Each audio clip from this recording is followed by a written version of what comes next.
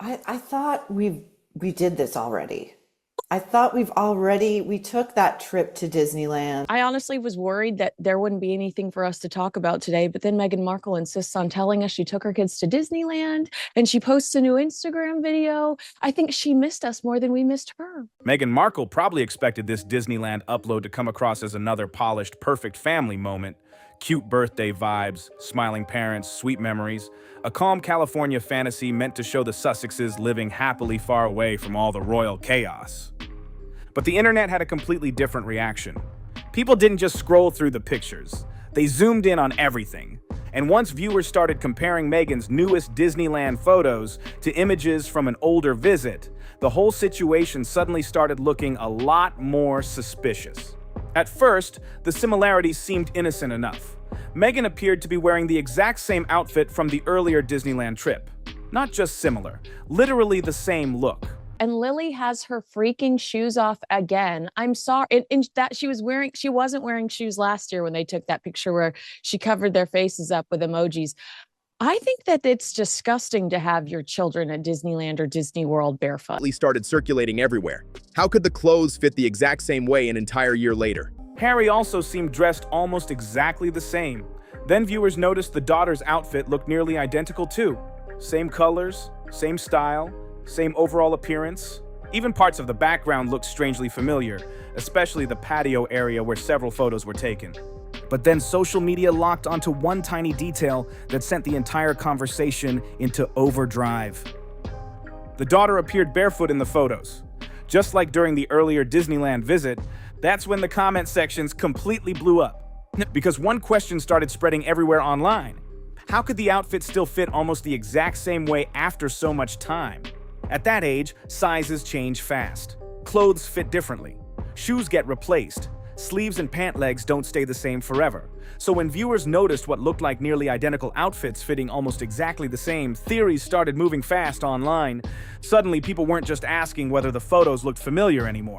Didn't show the children's faces, but we somehow are trying to convey that the children are having the time of their lives. Through Meghan's faces, she shows us her like giggly over them. It's like so weird. They started wondering if the footage was even recent at all. And once that idea hit social media, viewers began rewatching every clip from a completely different perspective. Because if these weren't brand new images, then why present them like a current birthday celebration? That question is what pushed a simple celebrity Instagram upload into full internet controversy territory. Especially because Meghan's caption presented the trip as a fresh birthday celebration and a new family memory. But critics quickly pointed out that some clips looked extremely difficult to separate from older Disneyland content already seen online. And the timing only made the rumors grow even louder. Reports had already been circulating that Prince Harry may have spent part of that weekend away from Meghan, reportedly in New York. Whether those reports were true or not, viewers immediately noticed something else. Harry barely appeared in the newer content. No obvious candid moments, no clearly recent interactions, no unmistakably current family footage.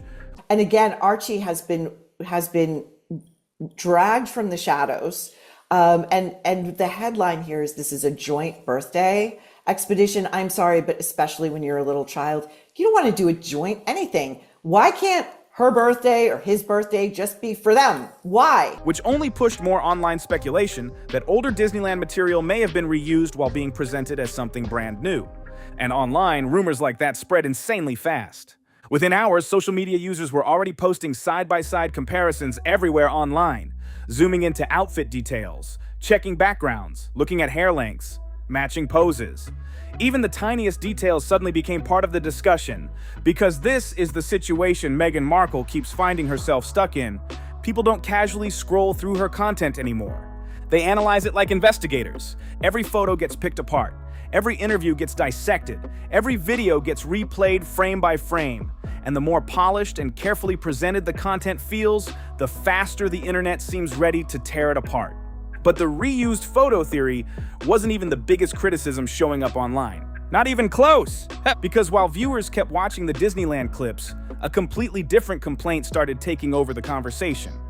Well, it's all the ultimate narcissistic move, right? I mean, these kids, in my opinion, their mother is a malignant narcissist. So I totally believe, Kinsey, that everything's fine and we're all wrong out here in these streets. And this time, it wasn't about the family photos themselves, it was about Meghan.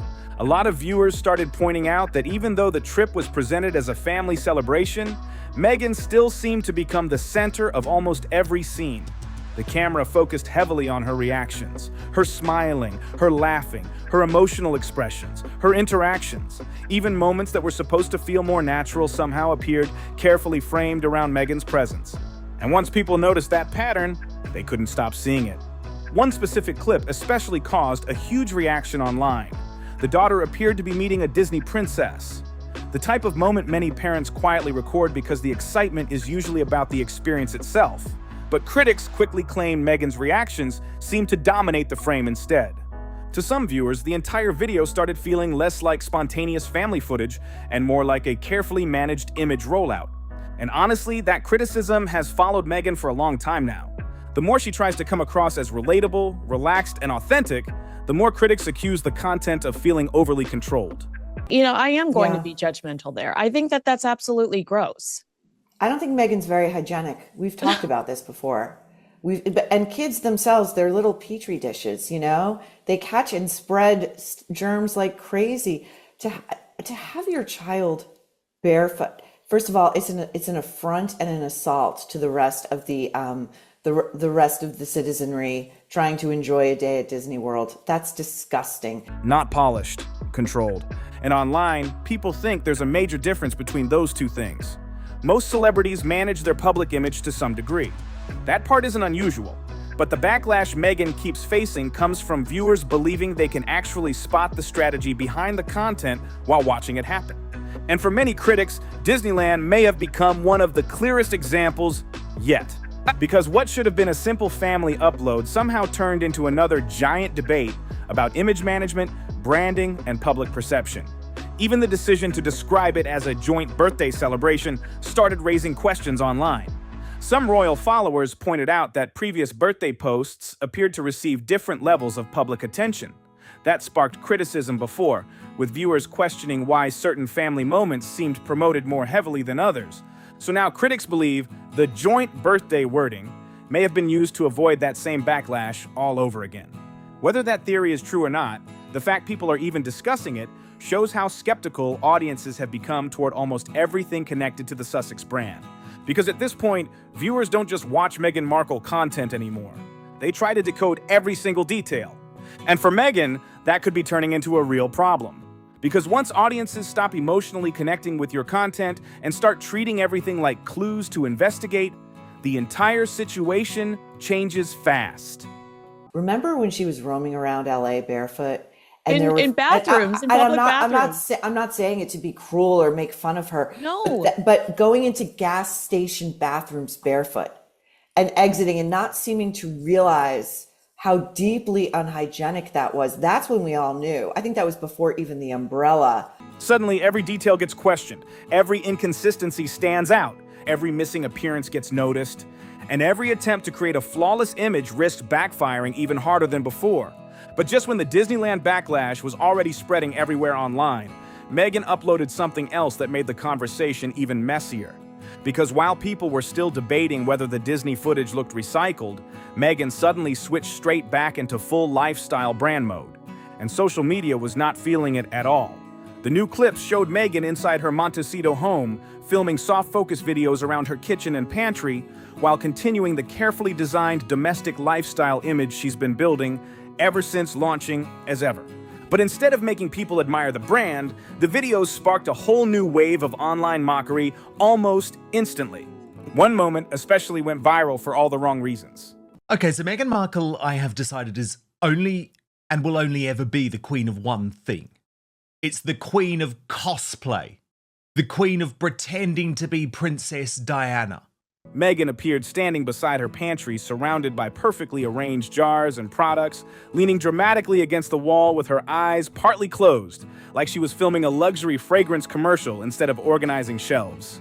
And social media completely ripped the clips apart, because viewers honestly couldn't figure out what the video was even supposed to be. A cooking show? A lifestyle campaign? A fashion promo? A scripted casual moment? The reactions turned brutal fast. People mocked the dramatic posing. Others said the clips looked painfully staged.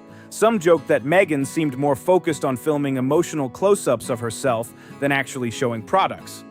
Well, do you remember last year we criticized them because all Archie got was a post, and they appeared to have taken a trip for Archie's birthday. And so we got a picture of, I can't remember where, but we got a picture of him on a balcony.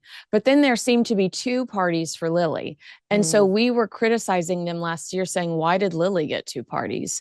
And so I think that's why she's changed the language to joint birthday celebration at Disneyland for these two. But you know how you were like, have we seen this before? I was like, I literally have seen this before. And honestly, this is where the criticism surrounding Meghan gets very specific. It's not just that critics dislike her content, it's that many viewers feel like they can actually see the performance happening in real time. That's why even tiny clips instantly turn into memes online. Because audiences no longer see authenticity first, they see presentation first.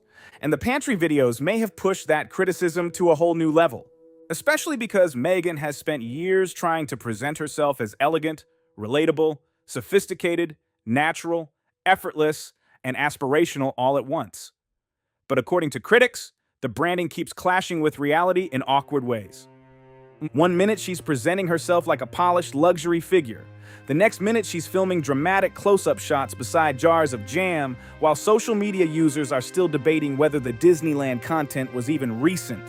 The contrast was impossible for people online to ignore. And then another issue started resurfacing. People began bringing up the old Dior rumors again. For months, there had been speculation that Meghan wanted a major luxury fashion partnership after leaving royal life. When reports once connected her name to Dior, the rumors exploded across the internet, until the brand reportedly stepped away from the speculation completely.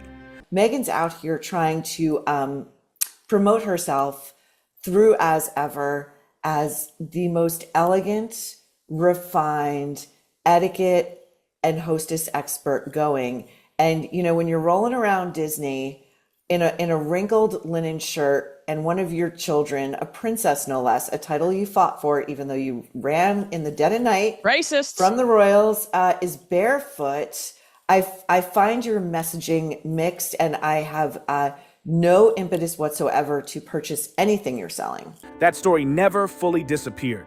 So now, watching Meghan pose dramatically through glossy lifestyle videos immediately reminded critics of that entire era again. Because to many viewers, the clips didn't feel natural. They felt more like auditions. Auditions for luxury branding, auditions for staying relevant, auditions for building a glamorous public identity that critics believe Meghan has been chasing ever since stepping away from royal life. And the timing could not have been worse. Because while Meghan was posting carefully lit pantry clips and polished lifestyle content, reports about Prince Harry allegedly trying to rebuild ties with the royal family were quietly circulating again in the background, which suddenly raised a very uncomfortable question. What exactly are Harry and Meghan supposed to represent right now?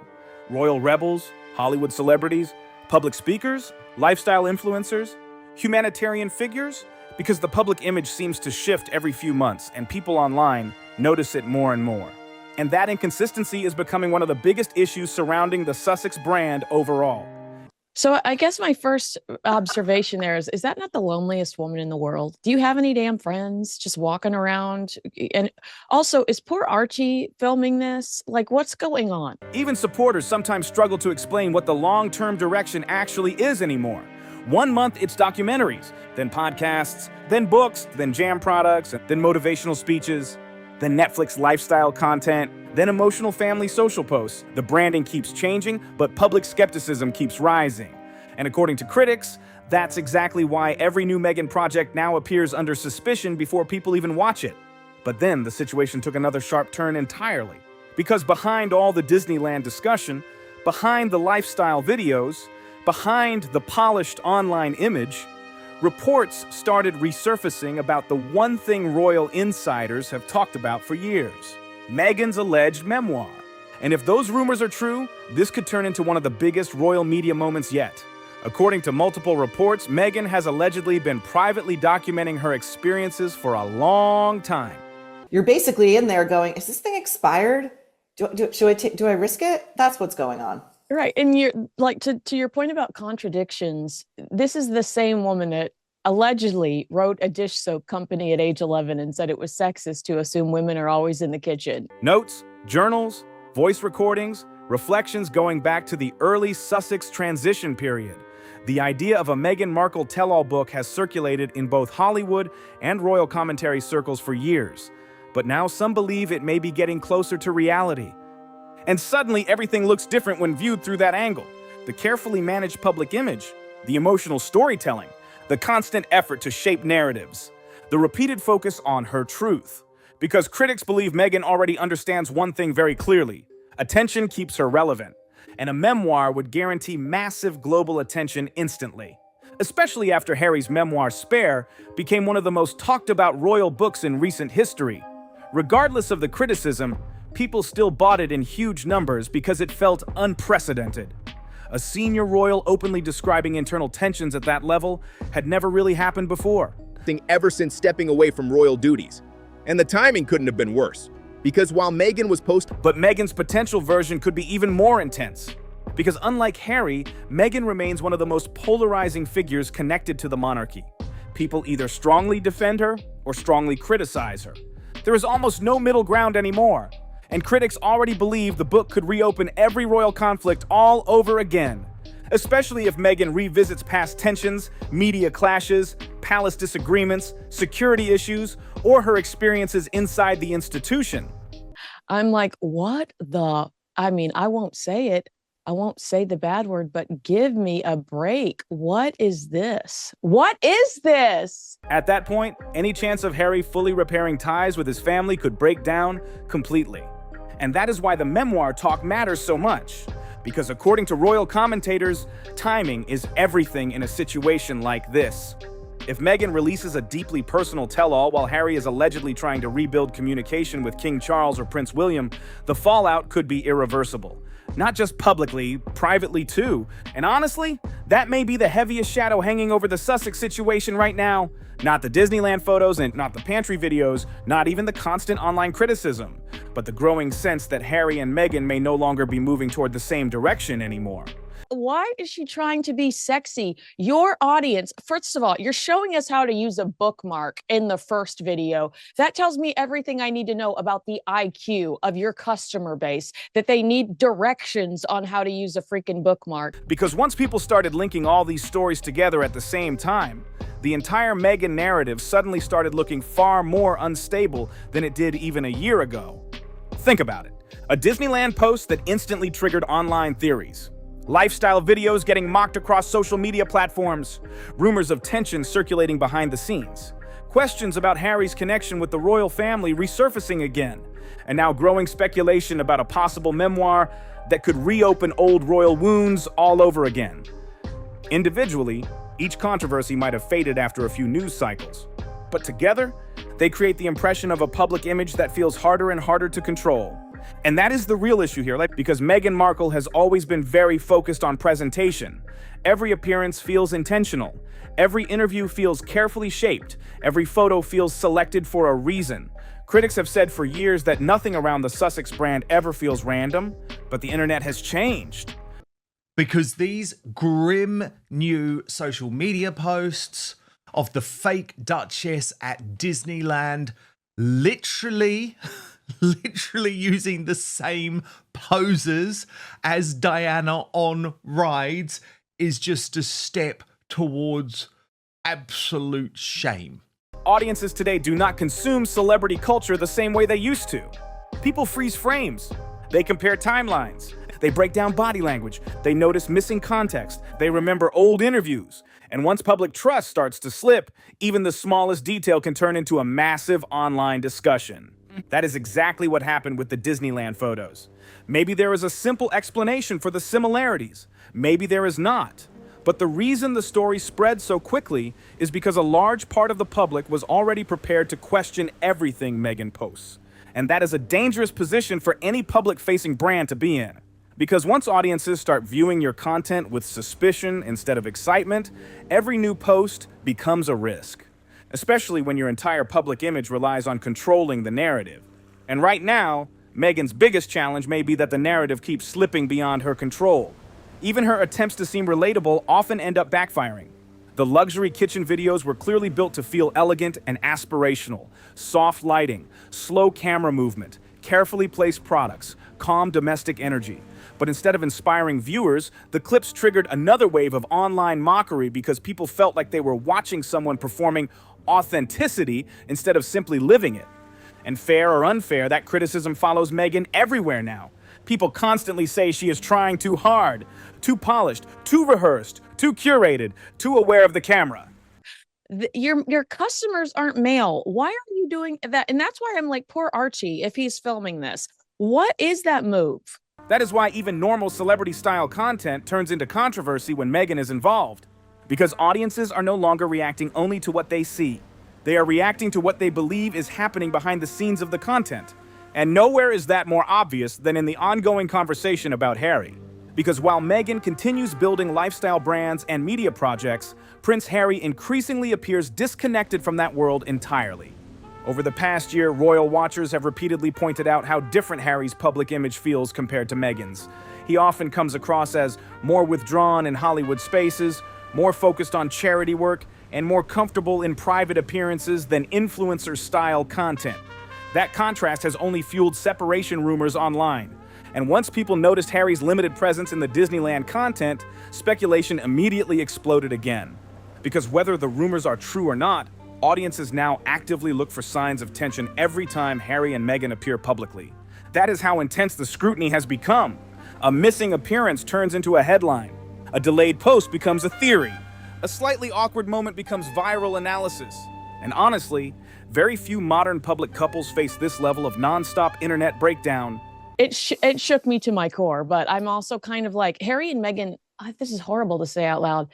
Harry and Meghan have tarnished Diana in my eyes. I'm so sick of their version that doesn't match who Diana really was. But then there is the Memoir situation.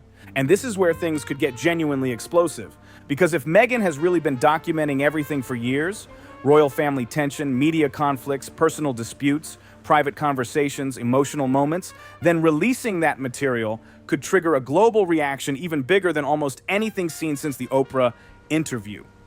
The reason people are so focused on the idea of a Meghan memoir is simple.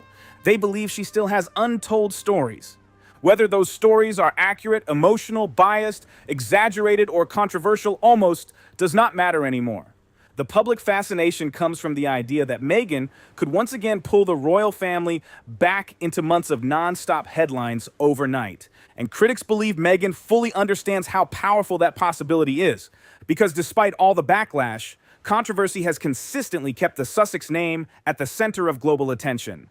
The Oprah interview dominated headlines. Harry's Spare dominated headlines. The Netflix series dominated headlines. Every major Sussex project turns into an international media moment, whether people support them or criticize them. And Meghan likely knows a memoir would do the exact same thing. But there is also a growing feeling that public patience may be shifting. And that is another reason the Disneyland backlash hit so hard. Who is she trying to fool here? I guess the answer is everyone. Years ago, many people would automatically give Meghan the benefit of the doubt whenever online criticism showed up. But today, the reaction feels very different, harsher, more skeptical, more cynical. Critics no longer sound surprised by controversies linked to Meghan Markle. They sound tired of them instead. And that may be the biggest shift of all, because once public exhaustion kicks in, rebuilding excitement becomes extremely difficult, especially when every attempt to refresh the image ends up creating another wave of controversy instead. At the same time, Meghan still remains one of the most talked about women globally. And that is what makes this whole situation so interesting. People say they are over her. If you had the option, P. Diner, to interview Meghan Markle, what would be the 3 things that you would like to ask? I would ask her, girl, did you give birth to those children? But they keep watching. They keep analyzing that. They keep commenting. They keep debating every photo, every interview, every rumor, every appearance, every business move, every family update, every single detail. And in celebrity culture, attention equals power. Even negative attention. That is why this story likely is not ending anytime soon. Not with ongoing royal family tension still unresolved. Not with Harry's relationship with his relatives still under constant speculation. Not with memoir rumors still floating in the background. And definitely not while every Meghan Markle post keeps turning into a full online investigation within hours. Because at this point, the Sussex story is no longer just celebrity gossip. It has become a non-stop global media cycle playing out in real time across social platforms, headlines, interviews, documentaries, books, and viral comment sections. And the wildest part? Every time people think the situation is finally calming down, something new happens and pulls everyone straight back into it again. Got something to say about this? Drop your thoughts in the comments and let's get into it. If this breakdown made you see things differently, hit subscribe so you don't miss what's coming next. Tap that like button and share this with someone who needs to hear it.